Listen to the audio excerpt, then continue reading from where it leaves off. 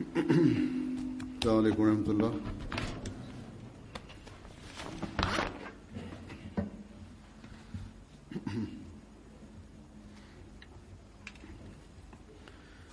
أشهد أن لا إله إلا الله وحده لا شريك له وأشهد أن محمدا عبده ورسوله أما بعد فأعوذ بالله من الشيطان الرجيم بسم الله الرحمن الرحيم الحمد لله رب العالمين الرحمن الرحيم مالك يوم الدين إياك نعبد وإياك نستعين اهدنا الصراط المستقيم صراط الذين أنعمت عليهم غير المغضوب عليهم ولا الضالين ومن أحسن قولا ممن دعا إلى الله وعمل صالحا وقال إنني من المسلمين. इस आयत का तर्जुमा ये है कि और बात के Bismillahirrahmanirrahim. Huzur kaže, prevod ovog ajeta je da ko je bolji u govoru od onoga ko poziva ljude Allahovom putu i čini dobra djela. I onda kaže, ja sam sigurno među onima koji su poslušni. Huzur kaže, ovaj ajet je savršen primjer i uključuje sve one odlike i vrline koje trebaju biti dio života vjernika.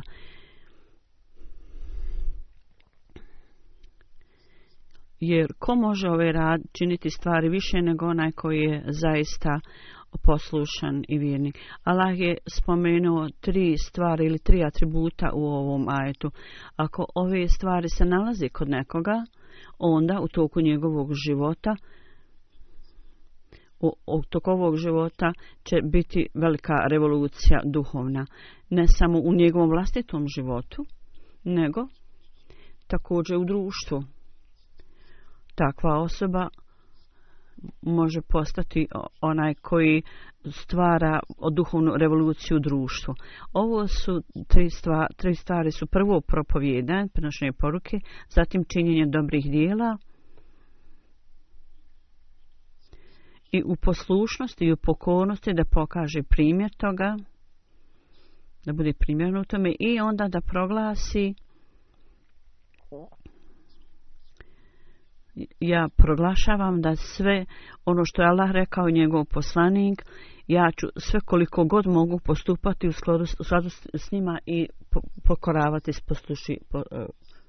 pokoravati im se. Ovo su upravo stvari, držati se ovih stvari.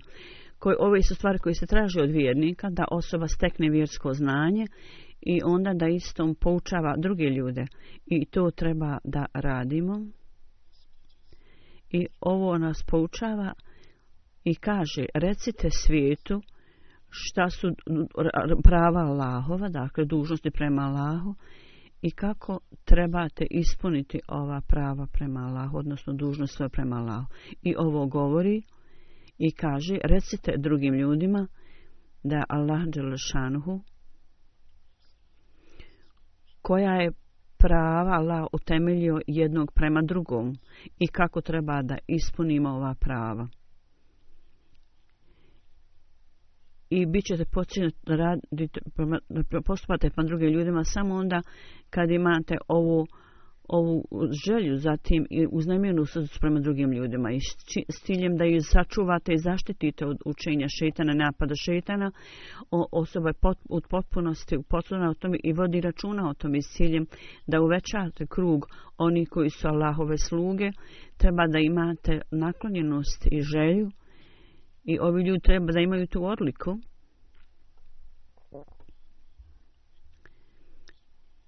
Ili da s ciljem da dovedu ljude bliže Allahu, da u srcu imate duboku želju za tim. Osobito u takvim stanjima i situacijama gdje su planovi šejtana s ciljem da udalji ljude od Allahovog puta, napravljeni aranžmani za razne zabave i preokupacije dostigle svoj vrhunac. U ovoj situaciji onaj koji ima strah od Allaha u srcu i onaj koji traži blizinu Allaha dželešanuhu, samo takvi ljudi mogu raditi naporno da postignu ovaj cilj. I onda druga odluka koja je spomenuta, Allah dželešanuhu kaže da amali salih, odnosno pobožna djela, dobra djela, morate činiti dobra djela, to jest da kažemo ispunjavanjem dužnosti prema Allahu i prema njegovom stvaranju, prema drugim ljudima. Ovakvi onda ljudi, vjernici, istinski moraju biti primjer za druge ljude, da postave zlatni primjer za druge ljude da ga slijede. Inače, vaše vjersko znanje bit će beskorisno i isto tako proces pozivanja ljudi Allahovom putu bit će lišeno blagoslova i uspjeha. I kad je ovakvo stanje prisutno, onda svi napori vašeg propovijedanja će biti uzaludni. I takva osoba neće biti u stanju da stekne Allahovo zadovoljstvo. I treća odlika koja je spomenuta je da istinski vjernik treba proglasiti i reći ja sam među onim ljudima koji su istinski Allahovi robovi. To jest Allahove naredbe i naredbe koje je dao časni poslanik, da kaže, da proglasi ja u potpunosti vjerujem u ove naredbe, ne samo da vjerujem u ove stvari, nego sam to učinio i činim dijelom svog života.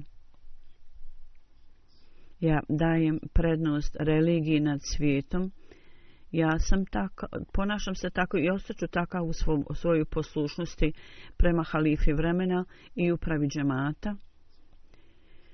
To jest da pokornost tome je također dio vjere i znači morate biti svjesni i sigurno da propovijete, da nosite poruku i da imate znanja i da ste poslušni u upravi džemata. I ako to ne činite, onda to nije u redu. Allah dželešanhu je ovo vrijeme želio da utemelji, da osnuje ovu zajednicu i on je osnovao ovu zajednicu. Dakle, biti vezan sa tom zajednicom je neophodno. Allah dželešanhu kaže, nema sumnje, prepovijedanje je vrlo dobro, prenošenje poruke, međutim, ovaj proglas je također neophodan. To jest u prevodu koji znači zaista ja održavam visoki standard poslušnosti i ja također proglašavam potpunu poslušnost i slično tome. Pobožna dobra djela i također standard bogobojaznosti mogu biti postignuti samo onda kad poslušnost i standard pokornosti je vrlo visok. Ponekad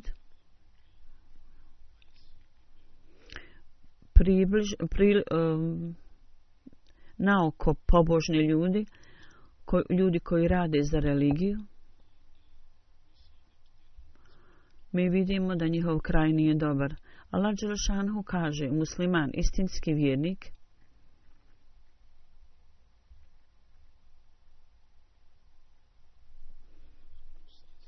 i onaj koji uvijek govori dobre stvari, on također mora pokazivati dobar primjer.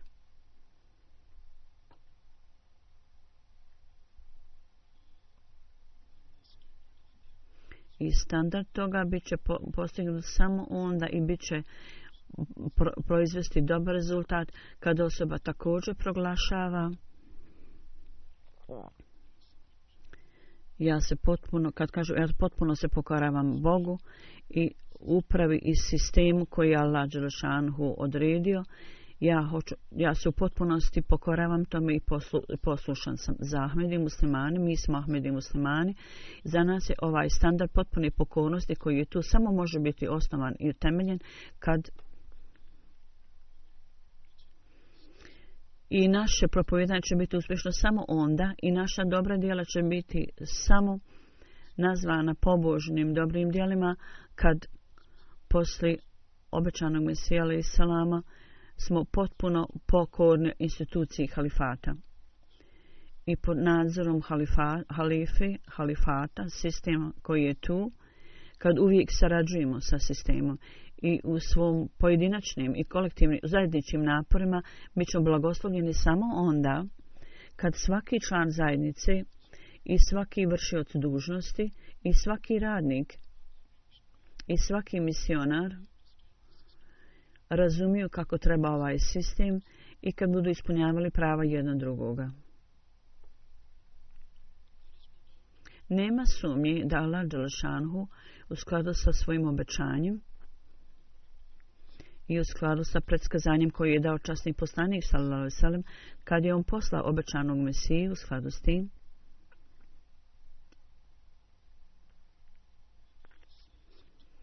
i on ga je poslao u skladu s ovim obećanjima.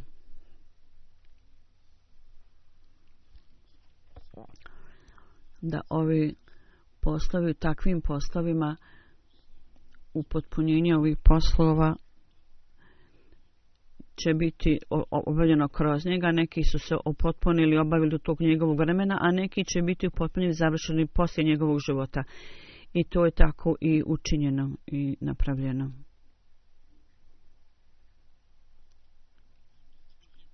I kroz njega, preko njega, poruka Islama dostiže do sva 4 ugla svijeta, do svih uglova svijeta i postepeno pobožna srca dolaze u okrilje Ahmedijata Islama. Allah dželešanuhu, svrha za koju Allah dželešanuhu šalje poslanike, ti svrhe i cilji budu ispunjeni. Allah dželešanuhu kaže u časnom Kur'anu, to jest u prevodu, Allah dželešanuhu je odlučio zauvijek i rekao, ja i moji poslanici ćemo biti pobjednici. Allah dželešanuhu je objavio obećanom Mesiju alejhi selamu također. Nekoliko puta ovo mu je bilo objavljeno i Allah dželešanuhu mu je rekao iste stvari i obećani Mesija alejhi selam, objašnjavajući ovaj ajet časnog Kurana, na jednom mjestu kaže: ovo je Allahova tradicija i sunnet i otkad je on stvorio ljude i čovječji rod na licu zemlje, on je pokazivao uvijek ovakvu tradiciju i sunnet ponovo, da on uvijek pomaže svoje poslanike i daje im pobjedu i prevlast. Kao što on kaže,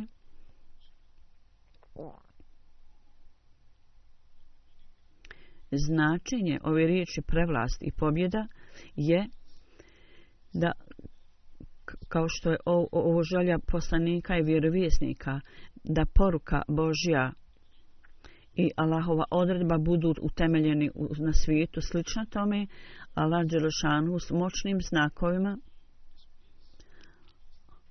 on pokazuje istinitost ovih poslanika. I ta istinitost koju on želi da se proširi svijetom, sijanje sjemena tome obavi poslanici, oni posiju sjeme. I on kaže da Allah dželešanuhu je odredio od samog početka i proglasio to svojom tradicijom i zakonom da će on i njegovi poslanici imati prevlast, biti dominanti. Zbog toga, kao što obično Mesija alejhi selam kaže, Allah dželešanuhu o meni kaže o poslaniku, ja sam onaj koji je poslan, ali bez ikakvog novog zakona, ikakve nove tvrdnje i nikakvog novog imena, nego isti časni poslanik koji je bio pečat poslanika, ja sam došao u njegovo ime. I postao sam potpuno izgubljen u njemu, postao sam manifestacija njegova. Zato ja kažem, ovakvo je bila tradicija Allahova od Adama a.s. da postoji poslanika. Njegovo ime je manifestovano dugi period, tako da će ponovo biti manifestovano moje vrijeme, također obećani Mesija kaže. Dakle, to drvo koje Allah dželešanuhu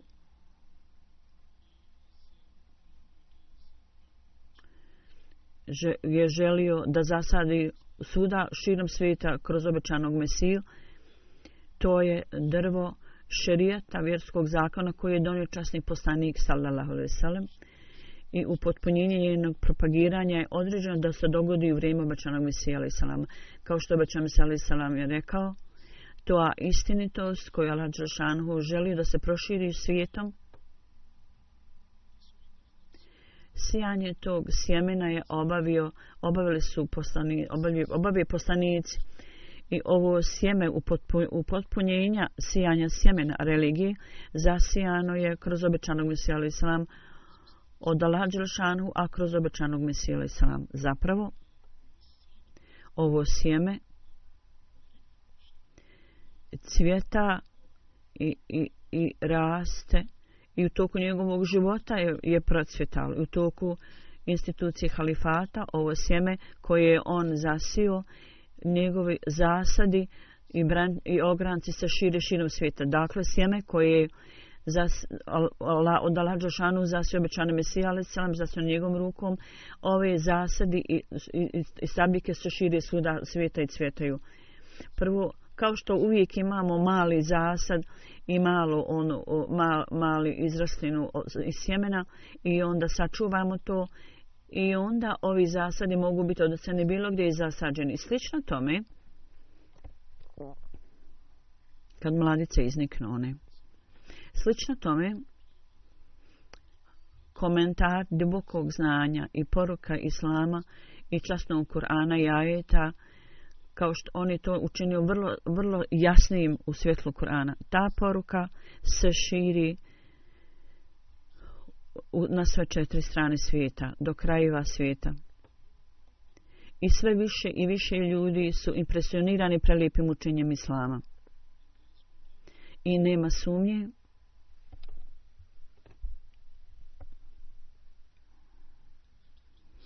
da je Hazreti Mesih Maud alejhi selam, da je preko njega i kroz njega prelijepa poruka Islama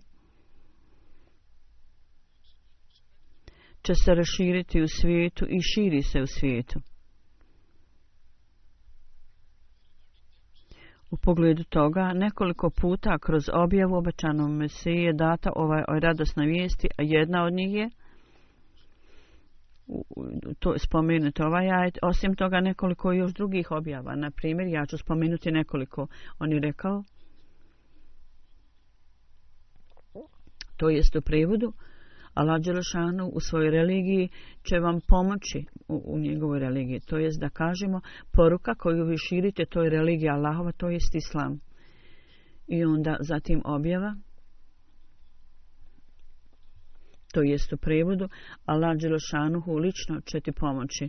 Zatim naredna objava, koja je vrlo dobro poznata i svuda spomenuta je često puta na mnogim mjestima, koja u prevodu kaže, kad je Allah dželešanu rekao, ja ću tebi dati ugled i raširiti tvoje dobro ime širom svijeta. Ovo je dato obećanom Mesiji zato što on pronosi poruku Islama i ovo će Allah dželešanu učiniti. I on kaže, ovo je objava koju ja želim da spomenem. I svako zna i svako kaže, zna ovu objavu. Kad je Allah rekao, ja ću učiniti tvoja poruka stići do svih uglova svijeta. Znači, nema sumnje da će ova poruka stići do svih uglova svijeta, do svih krajeva svijeta. I svijet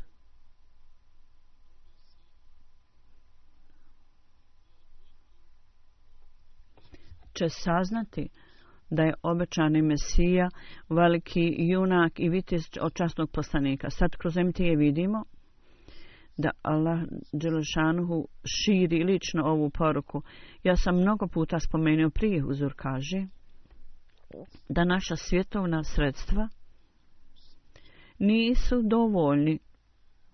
dovoljna da imamo ove aranžmane i čak u ovo vrijeme mi nismo u stanju da podnesemo sve financije, da vodimo televizijsku stanicu 24 sata i na raznim jezicima svijeta, da budemo u stanju da širimo ovu poruku i da ova poruka stiže u sve dijelove svijeta. To nije nešto što je izgledalo moguće. Međutim, i u svim ovim teritorijama i u svim dijelovima svijeta moje hudbe i prijevodi stižu do svih dijelova svijeta. Stižu tamo. 6-7 jezika koji se istovremeno prevodi. Ovo je sve na koji se prevodi ovaj program. Ovo je sve rezultat obećanja koje je dato obećanom Mesiji alejhi selam. I kroz moje hudbe petkom i kroz moje programe MTA pošteni ljudi su privučeni Ahmedijatu. Mnogi ljudi pišu kako hudbe petkom kroz MTA i drugi programi kako impresioniraju ljude i kaže oni su onda zainteresirani za Ahmedijat i Allah dželešanu kaže ih je osposobio da prime Ahmedijat. Tako ljudi kažu. Prije 3 dana bio je program jedan novi Ahmedi Murabi. On je rekao, ja sam saznao Ahmedijatu, međutim nisam dao zavjet bajata i kroz hudbe petkom ja sam onda bio u stanju da steknem potpuno zadovoljstvo slušajući te hudbe i ja sam dobio uputu. Ovo je posao Allah dželešanuhu. Ovo je što Allah dželešanuhu radi. Ovo su njegova obećanja. Određeno je za njih da se ispune i one će se ako Bog da ispuniti. U tome nikakva pohvala nama ne ide. Allah niti velikome drugom. Allah kaže, odlika istinskog vjernika je da on uvijek prenosi poruku propovjeda. Tako da Allah dželešanu želi da nas učini partnerima u tome da obavimo taj posao sa njim. I ova odluka je već donesena da će on raširiti ovu poruku. Allah dželešanu želi da mi da imamo udio u tome, da imamo udio u tom sevapu i nagradi. Zato svaki Ahmedi treba dati važnost ovoj stvari. Da posao koji je Allah dželešanu uzeo na sebe i rad u tome da postanete partneri, imate udio i da imate udio u nagradi za to. I da budete u stanju da steknete zadovoljstvo Allah dželešanu. Tako da svi vi ljudi koji sjedite u Španiji trebate uzeti vremena i za svaki mjesec, barem 1 ili 2 dana trebate posvetiti širenju poruke. I u skladu sa mentalitetom ovih ljudi nastojite i iznađete razne načine za prenošenje poruke. Imamo nove Ahmedi u Španiji prije 3 dana. Prošle sedmice su došli da me vide i oni su zapravo ove sedmice došli. I rekli su način na kojim treba da prenosimo poruku. Tamo ne rade ljudi to tako. Međutim, u njihovom mišljenju 1 ili 2 misionara, čak misionari, ne obavljaju prenošenje poruke jer ne razumiju mentalitet ljudi ili ne znaju kako to raditi. I oni su rekli, iako brojimo se u Evropi, oni su rekli, međutim naš mentalitet je drugačiji i nismo mentaliteta kao Evropljani.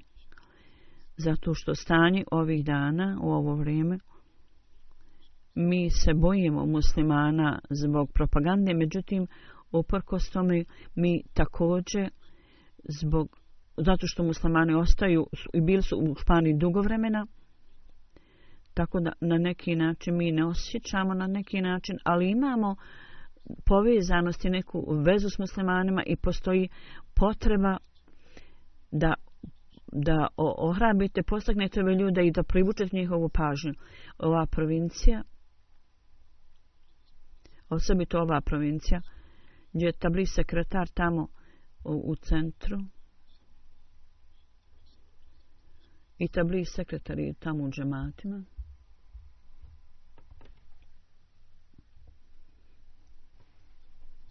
I drugi vršioci dužnosti.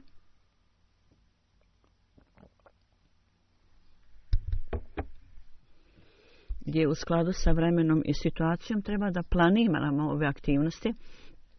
I Hudam, Ansar, Leđna, svi članovi svih pomoćnih organizacija treba da posvete određeno vrijeme za prenošenje poruke tabligh. Ovdje muslimani silom prihvataju kršćanstvo prije nekoliko stotina godina. Međutim, mi to treba da radimo s ljubavlju i sa prelikim učenjem islama treba da pridobimo srca ljudi. Predstavljanje džemata, da predstavimo džemat i da predstavimo islam. Sada je to obavljeno na visokoj skali, televizijski kanali, novine, oni pišu o našoj zajednici i objavljuju. I ovo je također forma prenošenja poruke tabliha. Jedan vlasnik novina iz Kordobe je došao. Trebate čitati ove novine.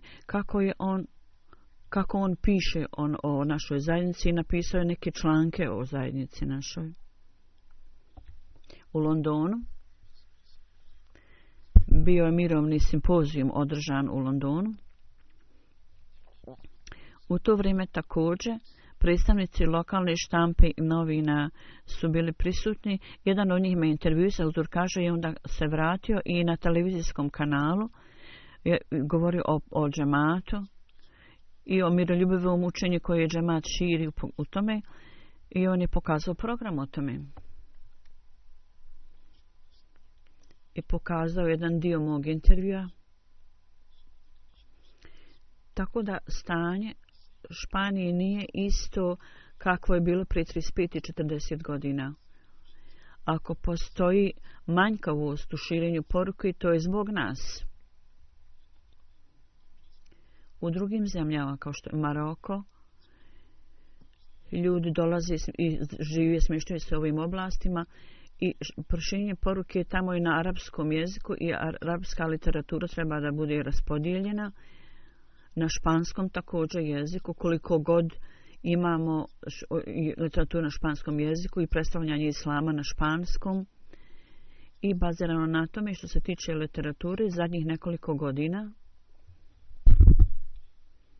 iz Velike Britanije i Njemačke studenti koji su završili obrazovanje i oni koji dolaze na ovo polje, prije nego što ih pošaljem na polje, ja ih pošaljem ovdje i da idu u svaki grad i da dijele liflete. Po mom mišljenju, Huzur kaže, više nego 3 miliona kopija literature su, ja mislim, podijeljene u ovo vrijeme. I novi misionari, oni također smatraju kad budu određeni, oni nakon završe studije i školu, kad odu u Španiju, oni prihvataju literaturu sa velikim interesom i općenito nas, kaže, susreće s nama sa poštovanjem. Oni čitaju literaturu, vrlo je mali broj onih koji bace liflete i to. Oni normalno to pročitaju i stavaju to u svoj džep. Slično tome, osim toga, jedna ima gospođa iz Španije, ona je postala Ahmedi, ona živi u Londonu. Ona je žena sekretara za Novi Ahmedi i njena familija je također tamo i ona je došla ovdje i razne škole i koleđe i društva. Ona ide i prenosi poruku. Ona dolazi ovdje i iznalađe priliku da prenosi poruku islama i džemata. Dakle, ovi ljudi koji ovdje žive, misionari, zašto oni ne napravi takvu mogućnost prilike? Tako da Ahmedi koji ovdje žive, vršioci dužnosti i misionari, u pogledu ovoga, oni treba da napravi obuhvatan i snažan plan. I Novi Ahmedi, gospođa koju sam ja spomenuo, to je najbolji mogući način prenošenja poruke. Rekao sam da meni pošalju i da onda to prenesemo drugom. Ako je to praktično i ako to razumijemo u skladu s tim, onda treba raditi s tim i provesti taj plan prenošenja poruke. Međutim, stvarna činjenica je, postoji potreba za uzajamnu saradnju i pomoć. Bez ikakvih sebičnih želja, interes džemata mora biti najvažniji. Postoji potreba da razumijete ovu stvar, da postajući Ahmedi mi treba da ispunimo svoje dužnosti s posebnom predanošću i strašću i ljubavi i osjećajem predanosti i obaveze. Jednogodno kad novi misionari ovdje dolaze, samo njihovim dolaskom ovdje i širenjem literature posao neće biti obavljen. Ja sam poslao ljude za ovu svrhu. Jedna stvar će pomoći ovim ljudima koji žive ovdje, jer članovi džemata ovdje je mali broj članova džemata. I drugo, vi ćete također biti motivisani, potaknuti da činite, dadite tabliru nešto poruku ili barem da propovijedate, da uklonite rezervu koju ste imali i prepreku da ne postanete prenosioci poruke. Mi ćete zapravo dio toga. Misionari koji dođu ovdje ne znaju jezik, ali ipak idu napolje i obavljaju taj posao. Tako da postoji potreba da se stvori ovo osjećanje, ovo mišljenje.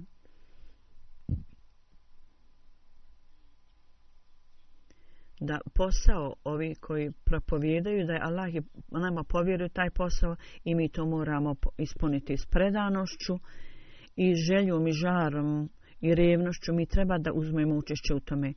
I većinom, uglavnom je to odgovornost misionara. Da oni treba da tragaju za novim putevima tabliga prenošenja poruke i da kažu ljudima. I također sa sobom povedu članove džemata. Sekretar tablig, nacionalni sekretar tablig, on je spomenuo veliku ljubav prema širenju poruke. Mnogo puta je on to spomenuo. On nije to meni spomenuo otvoreno, ali izgleda da on ima problem sa budžetom i problem sa saradnjom i sa članovima džemata. Ovo je također odgovornost amira džemata. Ako je problem sa budžetom, to treba biti riješeno, treba da pišu meni.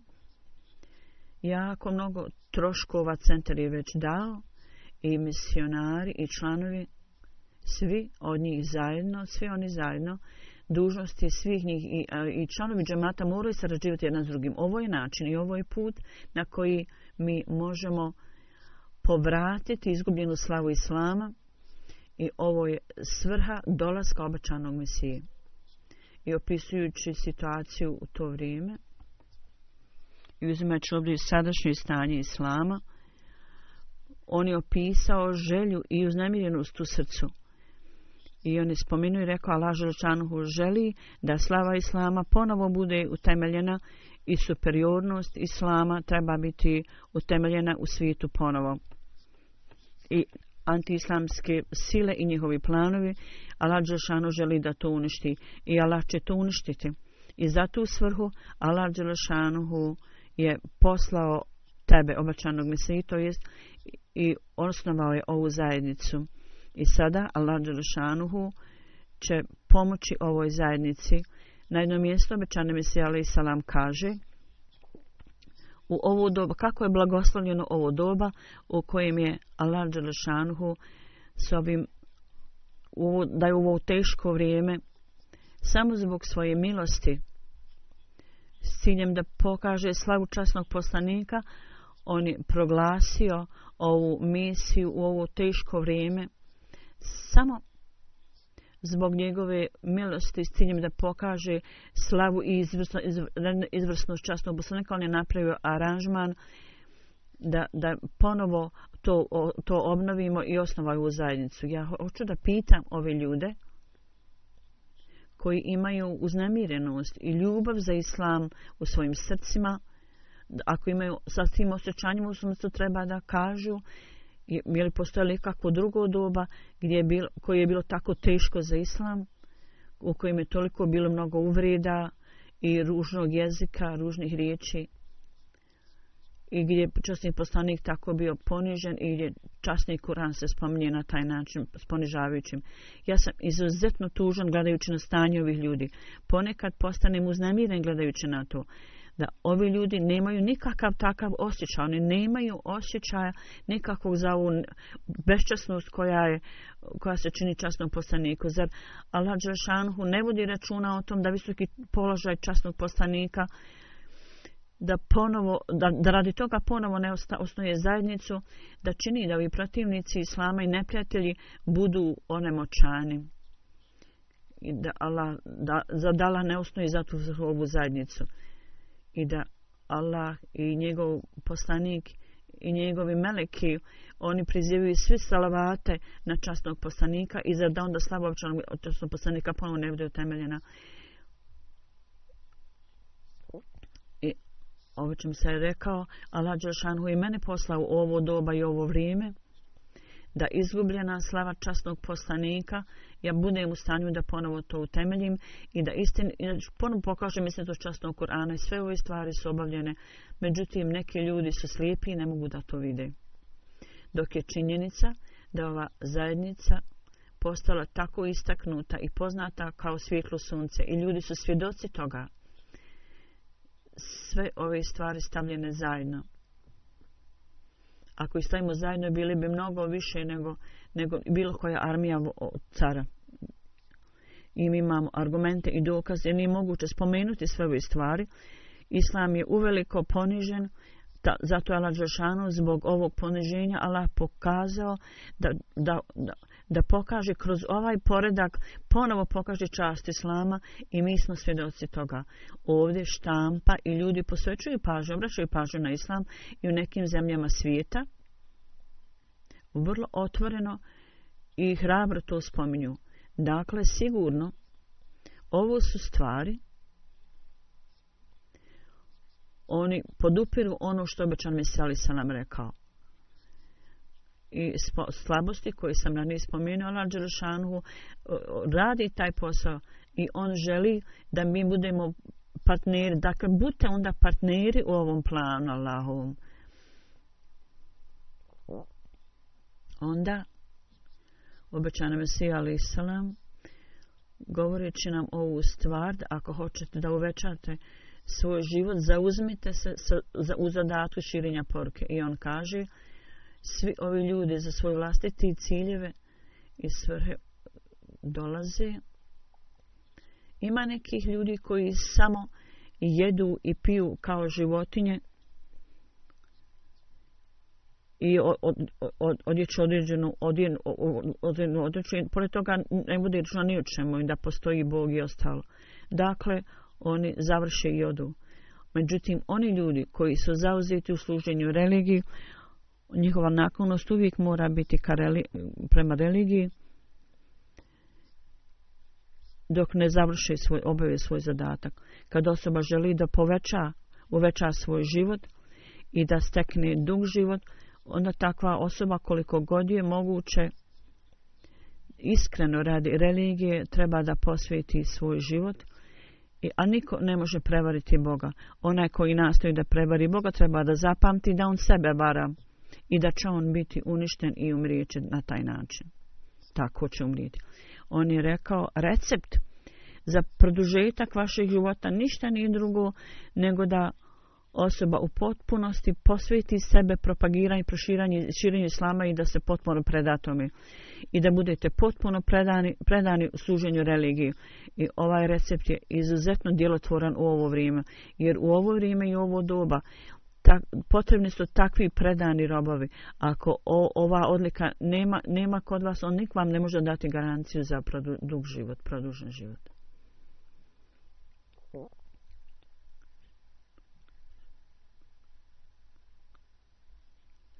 Časni poslanik, sallallahu alejhi ve sellem, ističući širenje poruke, prenošenje poruke, spomenuo i dao jedan savjet Hazreti Aliju. I ovo je zlatni savjet za sve nas. Časni poslanik je jednom prilikom, obraćajući se Hazreti Aliju radijallahu anhu, rekao, tako mi Boga, ako preko tebe jedna osoba bude upućena ispravnom putu, to je mnogo bolje po nagradi nego crvene kamele. Crvene kamele su u to vrijeme bile jako cijenjene i skupe. I ljudi su to znali i ta osoba je smatrana vrlo bogatom koja je imala crvene kamele. Časni poslanik je rekao ovaj svetovni imetak je ništa u poređenju sa ovim da prenosite poruku i da kao rezultat toga neko primi ispravan, bude upućen ispravan put. Vi radite ispravne stvari, to je u redu, ali treba da prenosite poruku. 1 ili 2 mjeseca, ja sam rekao, trebate posvetiti, međutim trebate posvetiti više vremena tome. Na ovaj način mi ćemo steći svijet i Allah će također biti zadovoljan s vama.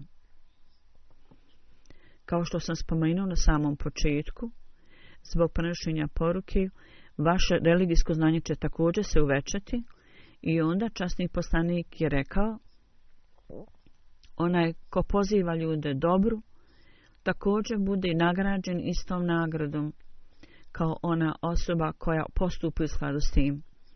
I njegov sevap najmanje nije umanjen. Dakle, to je prevod ovog ajta koji sam ja na početku preučio na početku hudbe. Ko je bolje govora od onog koji poziva Allahovom putu i on dobiva sevap. Nagrada za to je kao onoga ko stekne uputu. Koliko on bude nagrađen, toliko i ovaj koji ga je pozivao. Onaj koji prenosi poruku i propovjeda, on stekne svjetovnu nagradu. Njegov doba je također blagoslov njegov život i također dobije nagradu za dobro djelo. Dakle, sim da postanete primaoci Božjih blagoslova, potrebno je da u ovo vrijeme radi prenošenja poruke i da dademo ljudima uputu, da uputimo ljude, treba da posvetimo sebe tome. Onda Hazreti Mesih Maud alejhi selam u ovom služenju u islamu odskreće pažnju našu na to i kaže, vrijeme je ograničeno. Ja dajem ovaj savjet ponovo i ponovo, da nijedan mlada osoba ne smije ovisiti i misliti da ja meni je samo 18-19 godina, ja imam puno vremena. Ljudi koji su zdravi ne smiju se hvalisati time i ne ovisiti o tome. I osoba koja je u dobrom stanju ne smije ovisiti o svojom dobrom položaju i stanju. Vremena se mijenjaju. Ovo je zadnji dio vremena. Allah dželešanuhu želi da iskuša one koji su iskreni. Ovo je vrijeme da pokažete svoju dobrotu i bogobojaznost. Vrijeme prolazi i vrijeme ovo neće doći ponovo. Ovo je vrijeme da sva predskazanja svih poslanika su se završila u ovo vrijeme. Zato ovo je zadnja prilika da obavite svoju uslugu istinski koja je data u ljudima. Poslije toga neće biti druge prilike. Najnesretnija je ona osoba koja izgubi ovu priliku. I on kaže, jednostavno proglasiti davanje bajata nije ništa. Učinite napor. Molite Allaha dželešanuhu da vas Allah dželešanuhu učini bogobojaznom osobom i nemojte biti lijeni. Budite aktivni, postanite aktivni. I učenje koje sam vam ja dao, nastojite da učinite sve što možete da postupate u skladu s tim i slijedite ovaj put koji sam vam ja pokazao i put. Kao što sam u zadnjoj hudbi spomenuo, uzor kaže, Nuhova lađa, spomenuo sam, koje u prijevodu kaže naše učenje, mora svaki Ahmedi čitati tu knjigu i cijela knjiga treba biti pročitana. I oni ljudi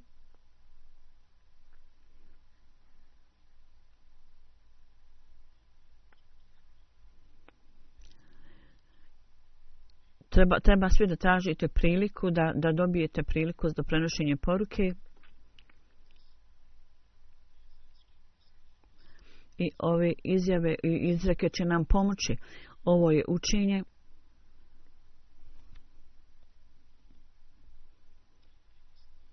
koje nas može učiniti istinski dobrim muslimanima i vjernicima.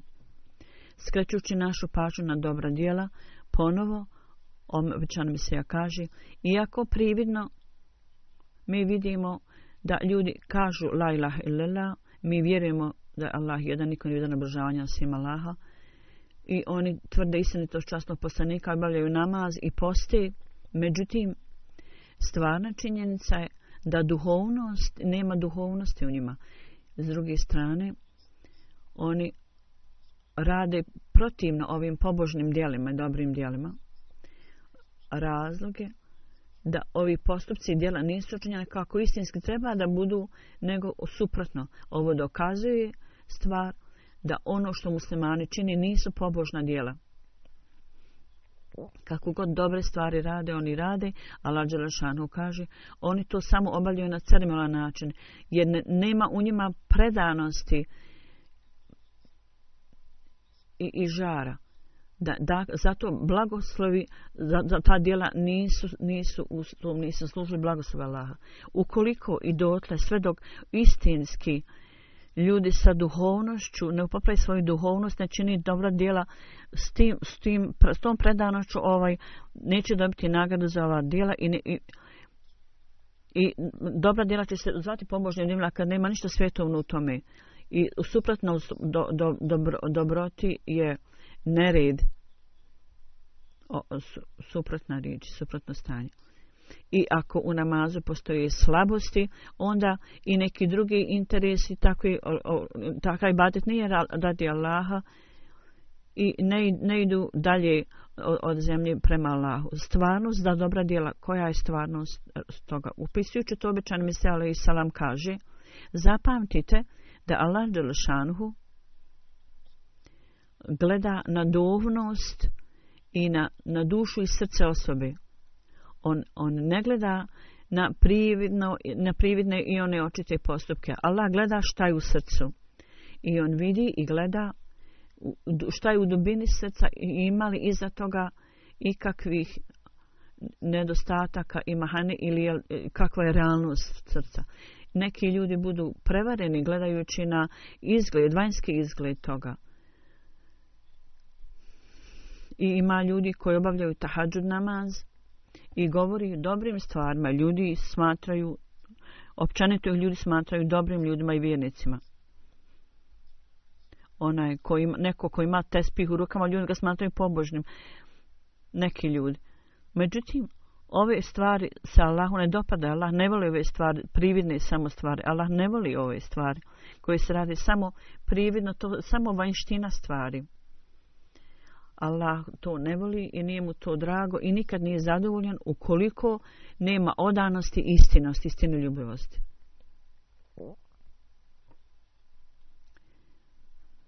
Prividna ljepota i slava i stanje,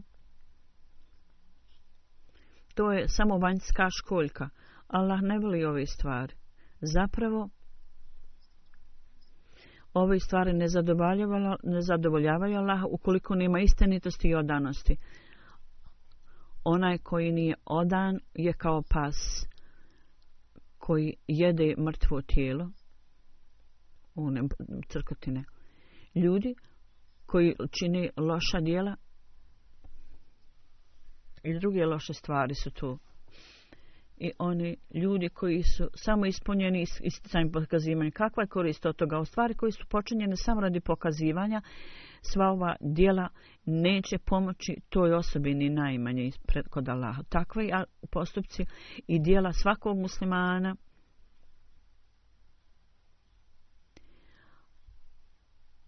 treba, ako nemaju Allah i da to čini radi Allaha, onda ovi stvari nisu od koristi ljudima. Mi moramo posvetiti pažnju, kao što obično Mesija alejhi selam je rekao, morate posvetiti pažnju, vratiti pažnju na ove stvari. Onda činite dobra djela obilato i on kaže, ona osoba koja želi da sačuva svoju vjeru, treba da uveća se u činjenju dobrih djela. Ovo su duhovne stvari i rezultat takvih postupaka je rezultat načela i vjerovanja. Ako hoćete da imate dobru vjeru, onda morate činiti dobre stvari. Oni ljudi koji čine loše stvari, pogledajte na njih. Vidjet ćete da oni zapravo nemaju nikakve vjere u Allaha.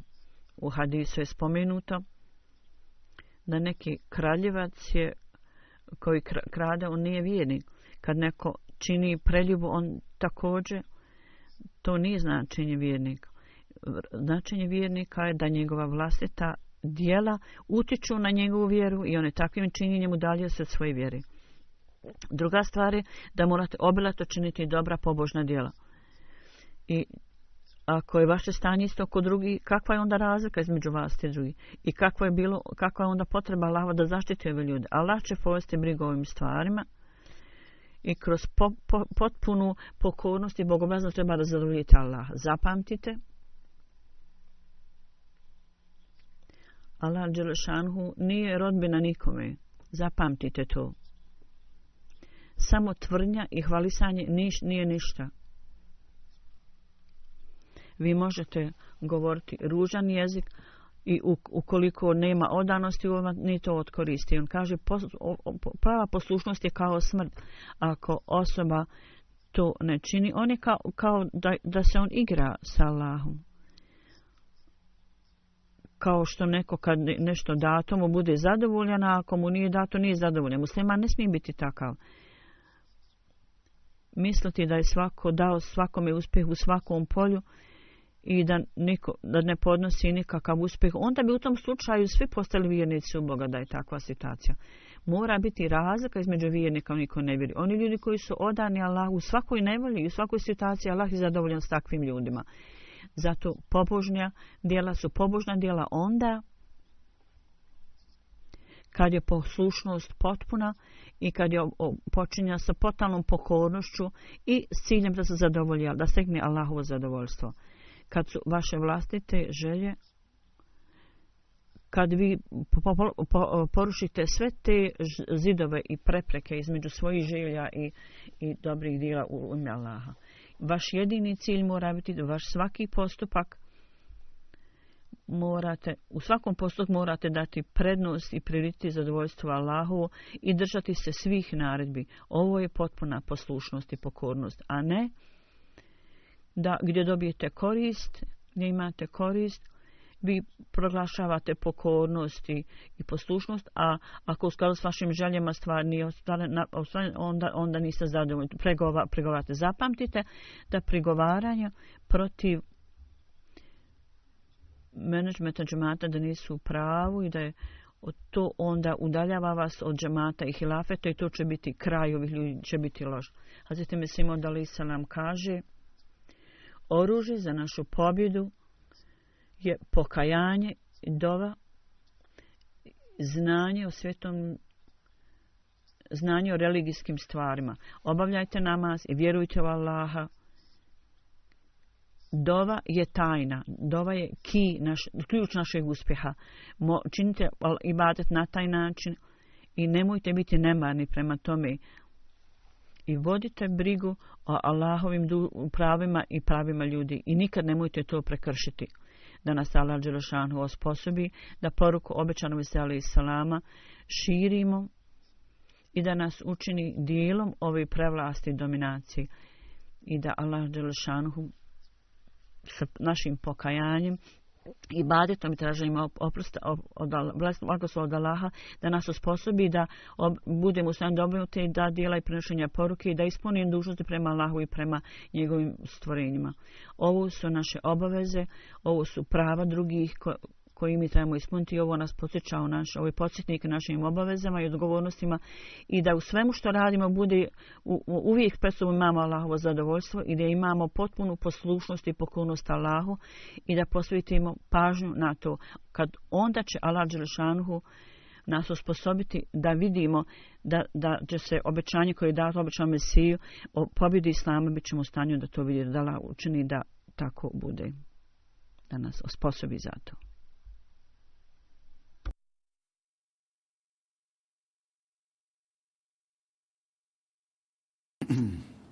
Alhamdulillah, nahmaduhu wa nasta'inuhu wa nastaghfiruhu wa nu'minu bihi wa natawakkalu alayhi wa na'udhu billahi min shururi anfusina wa min sayyiati a'malina.